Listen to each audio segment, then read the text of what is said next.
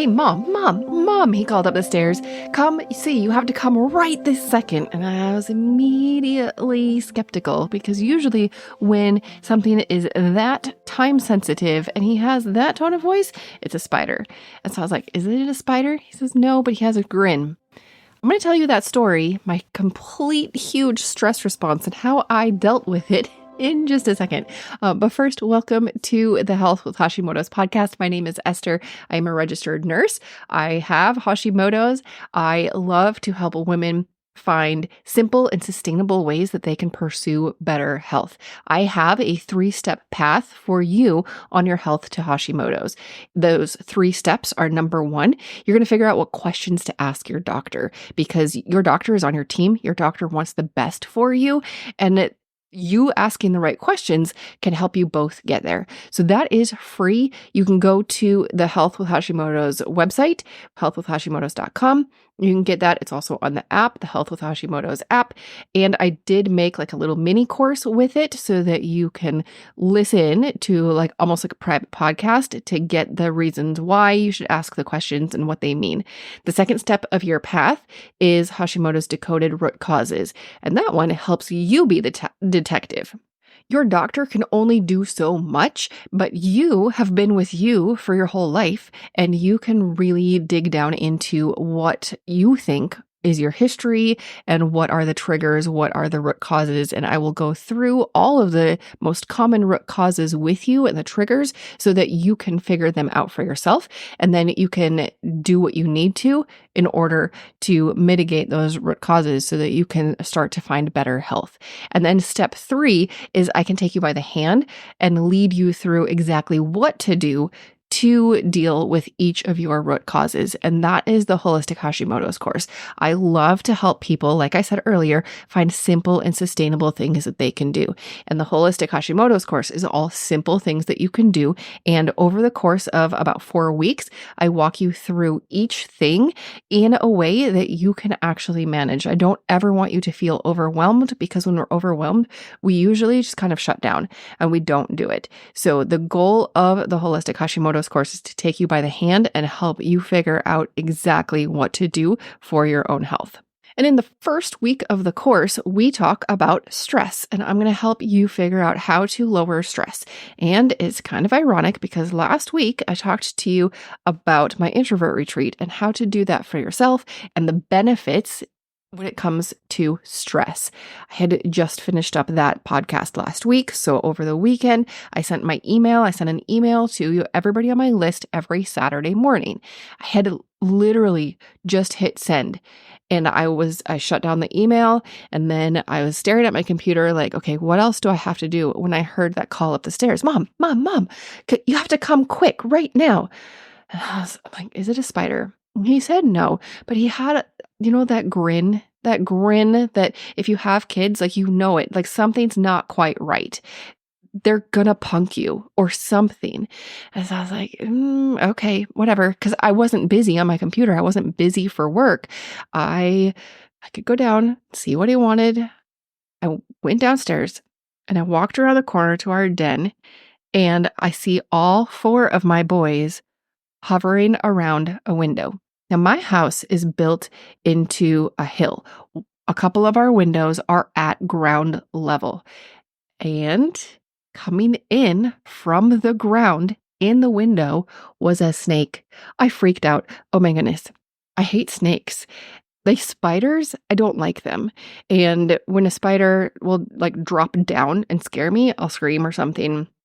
But I don't like most of my reaction of spiders, at least in the house, it's for the sake of my kids. The kids just, they think it's hilarious that I'm scared of spiders. And I truly, I don't want to be around spiders, but I can kill them myself. I can vacuum them up. I don't want to be around them. But, I have boys and there is a thing about boys. They want to be heroes. They want to be the rescuers. And so I let them do that. And I let them get a kick out of it. So I hate spiders, but snakes, they literally freak me out. And so seeing a snake come into my house, all I did, I glanced at it, I saw it coming in the window and they were all like super excited. They were like cheering it on, talking to each other. I gasped. I thought I gasped. They said I screamed, whatever. And I turned around and ran back upstairs. My anxiety, I don't get anxious very much, but my anxiety like shot up. My stress level shot up so high. I had such a release of adrenaline, that stress hormone, such a release by seeing that snake come into my house that I was like, I had all of the symptoms. Now, adrenaline is what your body releases when you're in fight and flight, right? Well, I flew from that situation. I was not going to stay and fight it. I was going to flee, and I did. And so then I had to figure out, how can I calm down my nervous system, because I don't want all of this adrenaline just flooding through me. And that's something that I did not cover on the last episode. I talked about getting out into nature and breathing deeply and slowing down and resting and just sitting and being. And all of those things are so good. They are so healthy. They're so good to put into your life in a routine, to put them in like on a regular practice, right? Sitting down and just being. I read a book a couple of years ago by Michelle DeRusha. It's called True You, and it chronicles like her experience of just sitting on a park bench every day for, I think it was 5 to 10 minutes, and how she started to change in response to her body just being. Is just once a day she was walking the dog, and she said eventually her dog figured out that they were going to stay at that bench. And when life got busy and every once in a while Michelle would not want to stop, the dog would remember, and the dog would have her stop at that bench. And just the benefits of just sitting and being. She wasn't looking at her phone. She wasn't listening to an audiobook or podcast, which I typically am doing when I'm walking. I forget to just be. How about you? Do you forget to just be? Just being is one of those things that we can incorporate into our days, and it is healthy. It is good for us. And there's a lot of things that we can do to get our bodies into, our parasympathetic nervous system, our rest and digest nervous system. But what about when you have an acute scare like that I did with a snake? What if your body is suddenly flooding you full of adrenaline? What if your cortisol, your stress hormone, is way up? What then? What do you do then?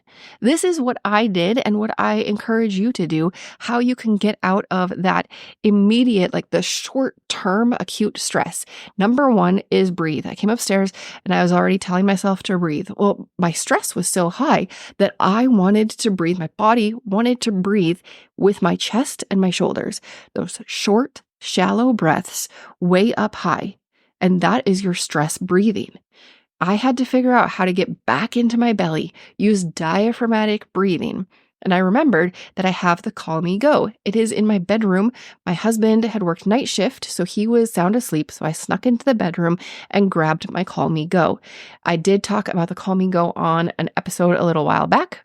It was episode 109, and I talk about what the Call Me Go is and how it can help and the statistics. It has really been shown to help people with anxiety and help to lower symptoms within 3 minutes. So the Call Me Go is a little device. It's about the size of an inhaler, and it helps you focus on your breathing. It uses a whole bunch of senses. You're using your sense of smell. There's scented plates that you put on it so that you've got, some aromatherapy to help calm you down. It's got tactile sensations. It's got little lights, so you're using your sight. It's got a vibration that you're both feeling and hearing. Like, it's incorporating a lot of your senses so that you can move from your stress mode, from that sympathetic or the fight and flight mode, to your parasympathetic, to your rest and digest. And it works really quickly and it helps a lot. So I ran into the bedroom. I got the Call Me Go to help me move into my belly breathing. I already know how to do it, but having all of my senses, except for the sense of taste, having all of them engaged and, helping me focus, that was helpful to shift into that rest and digest. So that was the first thing I did. And I noticed that it wasn't helping as much as normal. But then I thought, well, of course not, because I just had a huge flood of adrenaline coursing through my body. Like I'm primed for fight or flight. My body is ready to use my big muscles. It's ready to fight something or it's ready to run quickly. So what is another thing that you can do when you are in that acute stress? Is to use your muscles. Get up and do some squats, do some burpees. I hate burpees, but I was talking to one of the guys, I think he was Army National Guard at the state fair. Like we went to all of the booths and I asked one of the guys, what's the best workout that you could recommend for some teenage boys who want to use body weight exercises? And he said burpees are the best. So I mean, take it from a guy who is incredibly fit, which is why I asked him. It was very clear that he knows how to work out and how to build muscle. So he said burpees. So if you want a huge, muscle workout super fast, do some burpees if you're able. Other quick, powerful movements also can help, like jumping jacks or even squats. You want something that is quick, like the quick muscle fibers, but that is also moving a lot of your muscles. I mean, your body is ready to fight or flee, so you want to give your body an outlet to fight or flee, but not actually fight and not actually flee. Although I did consider going on a quick 3-mile walk. I did not do a 3-mile walk, but that's what your body wants to do. It's ready to do. It's ready to use your muscles. So use your muscles if you can, if you're in acute stress. And then you can also, of course, get into your diaphragmatic breathing, into that belly breathing to calm yourself down. And then there's one other thing that I did, and that was reach out to a friend. I actually texted my sister right away, and then 2 of my friends, I just copied or took a screenshot of my conversation with my sister so I didn't have to type out the story 2 more times.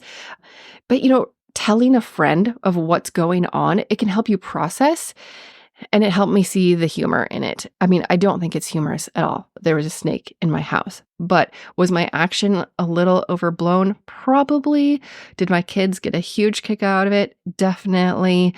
Am I a little nervous to go downstairs now? Yes. But talking about it helped me figure out my emotions and kind of separate like where I overreacted to what was fine, right? Talking it out can help in a stressful situation. And that is why therapy is so important. I am a big fan of therapy. There's a lot of different types. You got to find one that works for you.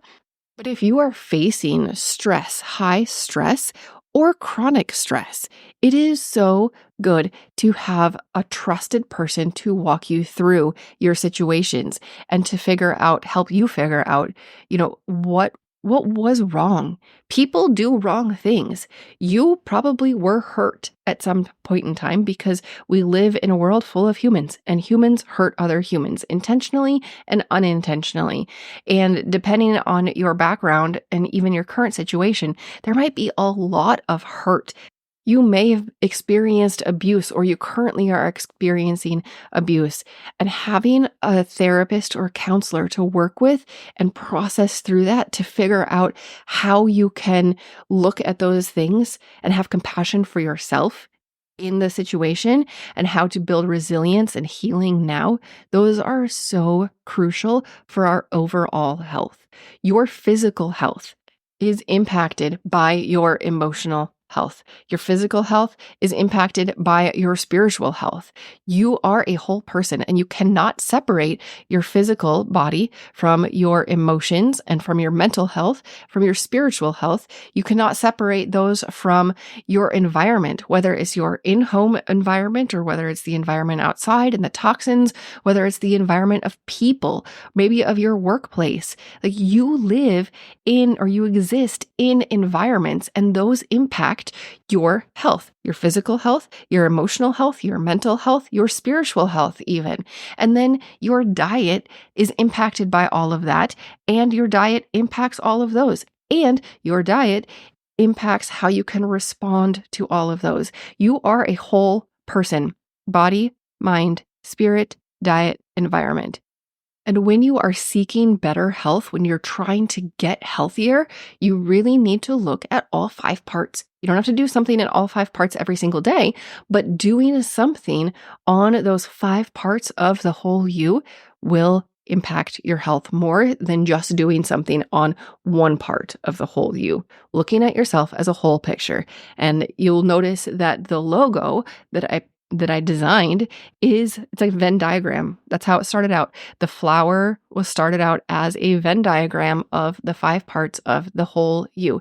There's 5 petals on that flower: body, mind, spirit, diet, environment. And then the middle, overlapping is the center. That's the whole you. I created it as a Venn diagram because you are interconnected. You cannot divide all of the parts from each other. You are a whole person. So after that fright with the snake, I had to look at the whole person. Obviously, I removed myself from the environment immediately. Absolutely immediately. I talked to my oldest son, who is driving age, and I said, if we don't have any great stuff, it's that expanding foam. I don't know if you've ever seen it. You need to go to the hardware store right now. Here's some money. You can go get it, because if there was a hole in our house, I need it plugged right now. I don't feel safe downstairs if a snake can get in. Well, he did go to the grocery store, or not the grocery store, to the hardware store. And in the meanwhile, one of my other sons told me that it was hot. He felt hot. So he opened up one of the windows that does not have a screen. And of course, that's where the snake came in, because he opened the window that's on the ground level, and the snake was curious, I guess. I don't know why it wanted to come into our house, but it turns out we do not have a hole in our house, which, clearly, if I would have thought about it a little bit more, I would have known that there wasn't a hole in the house, because we don't feel the outside air and we don't have bugs coming in. And during the winter, that window is colder than, the wall, but we don't have snow or rain or wind coming in through a hole in the house. The window was open. So I might have overreacted again by sending the son to the hardware store. But at that time, the boys were telling me that it must have just come through a hole in the wall. And I was still a little freaked out, so I believed them. So it was an open window, which is easily remedied. And maybe we need a new screen for that window. So that was my environment. I removed myself from the environment and then worked to make sure that the environment was safe. I worked on breathing. That's both emotional health, mental health, and physical health, because when you're breathing with your diaphragm, you are telling every cell in your body to relax, that you're safe to move into rest and digest. And then moving your muscles is also part of that physical response, making sure that your adrenaline, that it's primed you for movement, that you can move, and moving actually helps that stress response. As far as diet, I didn't do anything for my diet. I did not go stress eat, because number one, all the food is downstairs, and even though it was nearing lunchtime, I didn't want to be downstairs until the snake was for sure gone. And when I ran upstairs, they were still working on getting the snake back outside. So yeah, the snake is back outside. My stress response is way back down. I am back to normal. And I just thought it was kind of a funny story. Very ironic, the timing. As soon as, within, 15 seconds of hitting send on an email, helping you, if you're on my email list, lower stress, and showing you pictures from my my introvert retreat that I talked about last week.